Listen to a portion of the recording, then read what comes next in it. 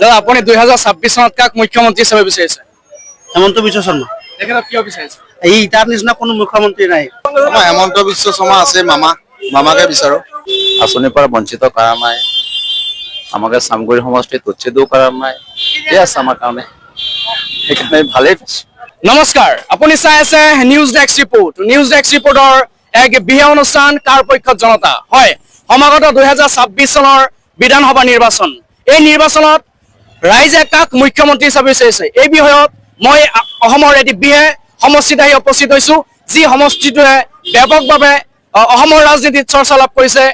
সেয়া হৈছে চামগুৰি সমষ্টি। চামগুৰি সমষ্টিৰ ৰাইজৰ ফালৰ পৰা মই মন্তব্য ল'বলৈ চেষ্টা কৰিম। 2026 চনত কাক মুখ্যমন্ত্ৰী হিচাপে বিচাৰিছে? দাদা আপুনি কাক মুখ্যমন্ত্ৰী হিচাপে বিচাৰিছে 2026 চনত? বৰ্তমানৰ মুখ্যমন্ত্ৰী হিমন্ত বিশ্ব শৰ্মাক বিচাৰিছে নেকি? কিয় বিচাৰিছে, কি কাৰণত? কি কাৰণে ভাল কাম কৰি আছে, আমি কেনেকে কম এতিয়া? এতিয়াতো হিমন্তকে বিচাৰিছো। বিজেপি চৰকাৰে ভাল আৰু 26 চনত কাক মুখ্যমন্ত্ৰী হিচাপে বিচাৰিছে? হিমন্ত বিশ্ব শৰ্মা। তেখেতে কিয় বিচাৰিছে? চব ফালে ভাল কৰিছে, আমি ভাল পাইছো। তৃতীয়বাৰৰ বাৰু তেনেই হ'ব। আমি ভোট দিম হিমন্ত বিশ্ব শৰ্মা।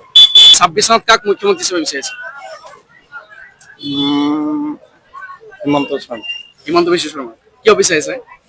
তেখেতৰতো চব ভাল, তাৰ চব হেৰি নীতি নিয়ম বা তাৰ চব হেৰি ভাল লাগিছে আৰু বহুত উন্নয়ন কৰিছে।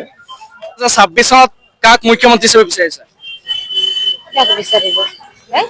কাক মুখ্যমন্ত্ৰী হিচাপে বিচাৰিছে পৰৱৰ্তী 2026 চনৰ যিহেতু নিৰ্বাচন আহি আছে? 2026 চনত মুখ্যমন্ত্ৰী হিচাপে কাক বিচাৰিছে? হিমন্ত। কাক বিচাৰিছে? হিমন্ত হিমন্ত বিশ্ব শৰ্মা। তেখেতক কিয় বিচাৰিছে? কিয় বিচাৰিছে তেখেতক? ঘৰ পালো ঘৰ দিছে। আৰু দিছে, তেখেতৰ কাম কাজ লৈ সুখী নে? আৰু অনুদান দিছে মোৰ দেউতাক। দাদা আপুনি 2026 চনত কাক মুখ্যমন্ত্ৰী হিচাপে বিচাৰিছে? যি সামগ্ৰিক আমি যি দেখা পাইছো, এইটো অহাবাৰ আকৌ বিজেপি চৰকাৰে আহিব। আপুনি নিজে বিচাৰিছে নে? আমি নিজে বিচাৰিছো, হিমন্ত বিশ্ব শৰ্মাক বিচাৰিছে। কিয় বিচাৰিছে? যি উন্নয়ন আমাৰ অসমখনক আগুৱাই লৈ গৈ আছে, নিশ্চয় আমি এটা উন্নয়নমুখী পৰিৱেশ আমি দেখা পাম আগতো। আমি এতিয়া চাওঁ কাক দিওঁ, কিবা কল্পনা কৰিছে নে নাই? কৰি আছো, ব্যৱস্থা কৰি আছো। এইটো আমি ব্যৱস্থা কৰি লওঁ কি হয়। আপুনি 2026 চনত কাক মুখ্যমন্ত্ৰী হিচাপে বিচাৰিছে? আমিতো চলন্ত চৰকাৰকে ভাল পাই আছো, হিমন্ত বিশ্ব শৰ্মা। হিমন্ত বিশ্ব শৰ্মা। তেখেতে দেখা গৈছে যে বিভিন্ন ৰাজনীতি কৰি আছে। কৰক না, কৰিলেও আমাক ভালেই পাই আছে, বেয়া পোৱা নাই। আমাক আঁচনি দিয়ে আছে, আঁচনিৰ পৰা বঞ্চিত কৰা নাই, আমাকে চামগুৰি সমষ্টিত উচ্ছেদো কৰা নাই, এয়া আছে আমাৰ কাৰণে, সেইকাৰণে ভালেই পাইছো। তুমি 2026 চনত কাক মুখ্যমন্ত্ৰী হিচাপে বিচাৰিছে? আমি গৌৰৱ গগৈ বিচাৰো। গৌৰৱ গগৈ। কিয় বিচাৰিছে? গৌৰৱ গগৈ বিচাৰো মানে গৌৰৱ গগৈ ভাল কাম কৰিছে, ইমানো ভাল আছে, এই কথা কয় ভাল, সেইটো কাৰণে বিচাৰো। হিমন্ত মানে আমাৰ খালি দিনে ৰাইতে হিন্দু মুছলমান কৈ থাকে, সেইটো কাৰণে আমি চাপোৰ্ট নকৰো। দাদা আপুনি 2026 চনত কাক মুখ্যমন্ত্ৰী হিচাপে বিচাৰিছে? হেমন্ত বিশ্ব শৰ্মা। তেখেতক কিয় বিচাৰিছে? এই তাৰ নিচিনা কোনো মুখ্যমন্ত্ৰী নাই, তাৰ নিচিনা কোনো হ'বই নোৱাৰে। 2026 চনত আপুনি কাক মুখ্যমন্ত্ৰী হিচাপে বিচাৰিছে? আমাৰ হেমন্ত বিশ্ব শৰ্মা আছে, মামাকে বিচাৰো। আমাক লৈ আপুনি সুখী নে? সুখী মানে যিখিনি কাম কৰি আছে সেইটো ফালৰ পৰা সুখী আৰু। কাক মুখ্যমন্ত্ৰী হিচাপে বিচাৰিছে? হেমন্ত বিশ্ব শৰ্মা, কিয়নো আমাক অৰুণোদয় আঁচনি দিছে, সেইকাৰণে আমাৰ যিকোনো সুবিধা দি আছে, সেইটো কাৰণে। দাদা সমাগত 2026 চনৰ বিধানসভা নিৰ্বাচন, আপুনি কাক মুখ্যমন্ত্ৰী হিচাপে বিচাৰিছে? মুখ্যমন্ত্ৰী আগত হিমন্ত বিশ্ব শৰ্মাক বিচাৰিছে। হিমন্ত বিশ্ব শৰ্মা কিয় বিচাৰিছে? ভাল কৰি আছে, সেইটো কাৰণে। সমাগত 2026 চনৰ বিধানসভা নিৰ্বাচনত আপুনি কাক মুখ্যমন্ত্ৰী হিচাপে বিচাৰিছে? দেখা গৈছে 2026 চনৰ নিৰ্বাচন সমাগত আপুনি কাক মুখ্যমন্ত্ৰী হিচাপে বিচাৰিছে? আমি গৌৰৱ গগৈ। গৌৰৱ গগৈ। কিয় বিচাৰিছে? ৰাইজৰ কাম কৰিব, এইটো কাৰণে ভাল কাম কৰিবৰ কাৰণে বিচাৰিছে। আপুনি দাদা কাক 2026 চনত মুখ্যমন্ত্ৰী হিচাপে বিচাৰিছে? হেমন্তক। তেখেতক কিয় বিচাৰিছে? ভাল কাম কৰিছে, উন্নতমূলক কাম কৰিছে। পিছত মুখ্যমন্ত্ৰী হিচাপে বিচাৰিছে আমি মাননীয় ডক্টৰ হিমন্ত বিশ্ব শৰ্মা তেখেতক কিয় বিচাৰিছে? তেখেতে আমাৰ দেশৰ উন্নতিমূলক কামবিলাক কৰিছে, সেইটো কাৰণে মই ছাপোৰ্ট কৰোঁ। মই আন এজনৰ ফালৰ পৰা মন্তব্য চেষ্টা কৰিম। কাক মুখ্যমন্ত্ৰী হিচাপে বিচাৰিছে?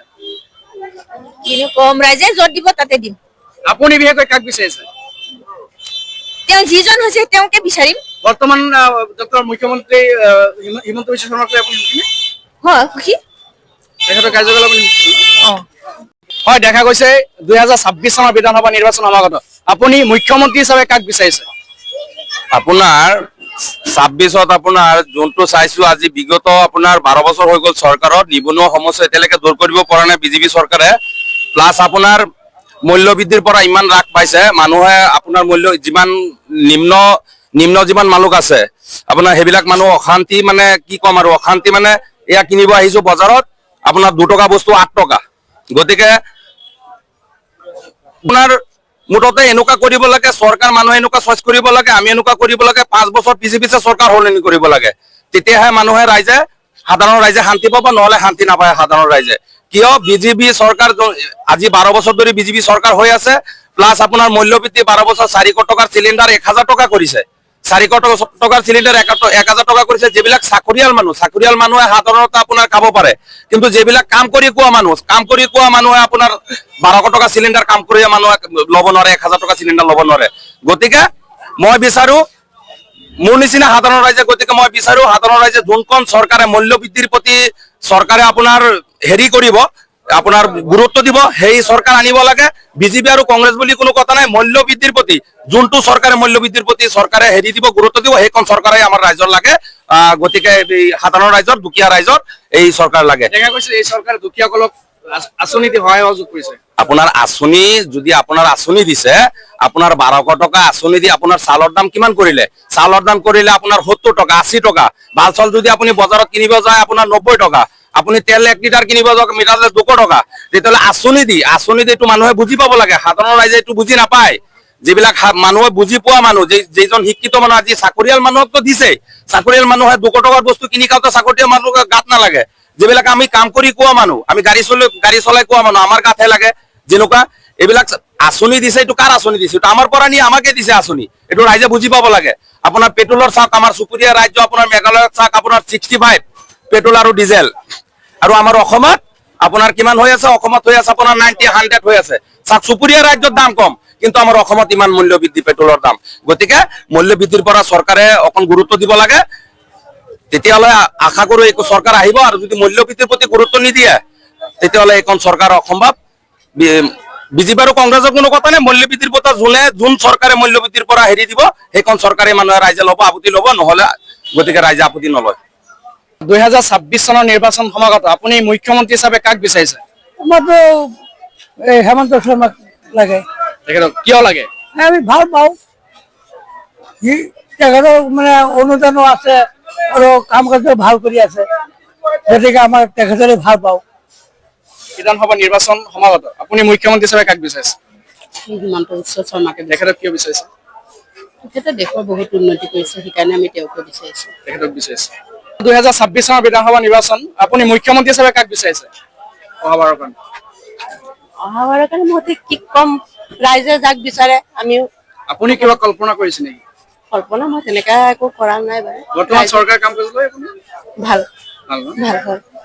এয়া আছিলে চামগুৰি সমষ্টিৰ ৰাইজৰ মতামত। আপোনালোকে চাই থাকিব নিউজ ডেস্ক ৰিপৰ্ট।